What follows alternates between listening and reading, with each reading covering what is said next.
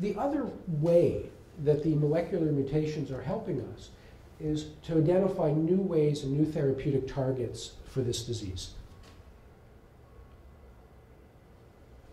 So when you look at the different mutations, there are a number of mutations that are felt to be druggable for a number of reasons based on the type of mutation it is and the protein it makes, and maybe it's an enzyme where you can make a small molecule drug that specifically targets this. And this has now identified new ways and new targets for this disease that we hadn't thought of previously.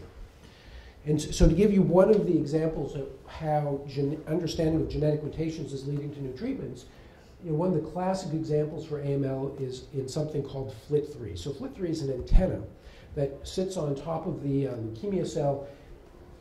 The cell membrane is here, and this antenna actually runs through the cell membrane. And what this antenna does is it kind of senses the surroundings and sends signals to the cell to grow and divide and protect the cell against death. In some types of leukemia, you can mutate this region here, either with mutations that just generally make this more active, or you can actually duplicate this portion here again that leads to overactivation of this antenna. And it starts to send signals to the cell telling it to grow uncontrollably and ultimately resist death from chemotherapy. And we know that this actually occurs in about 25% of patients with AML. And we also know that those patients tend to be more resistant to chemotherapy. And so there was a lot of interest in making drugs that would specifically target this antenna, this mutant antenna.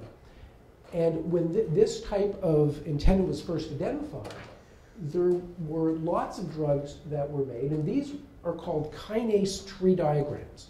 And so the idea is that drugs actually often don't block a single target within a cell. Sometimes they can hit other things. Sometimes you want that to happen. Other times you really just wanted them to only target your one specific problem. And each dot represents the different targets that are blocked by the drug. And the bigger the dot, the more effectively it blocks the target.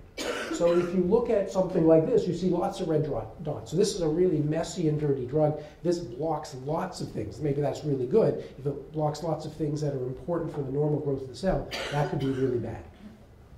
And these were the things that were first available. And broadly speaking, they didn't work so well when first put into clinical trial. Why is that? Well, it's hard to know, but maybe it's because these are dirty drugs. They do a lot of things. They're going to have a lot of off-target effects. And maybe you actually can't get the dose of the drug high enough to target this abnormal antenna sitting on the leukemia cell before you start to run into side effects from all the other things that it may be blocking. But now we've actually developed drugs like AC220. As you can see, there are fewer dots on this tree. This is much more honed in to this therapy.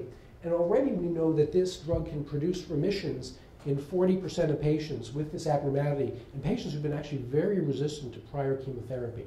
The challenge so far is these remissions are not overly long-lasting, and so we're going to need to figure out better ways to use this drug or how to use it. But it suggests that you can begin to take drugs that target the specific mutations and start to apply them into the clinic.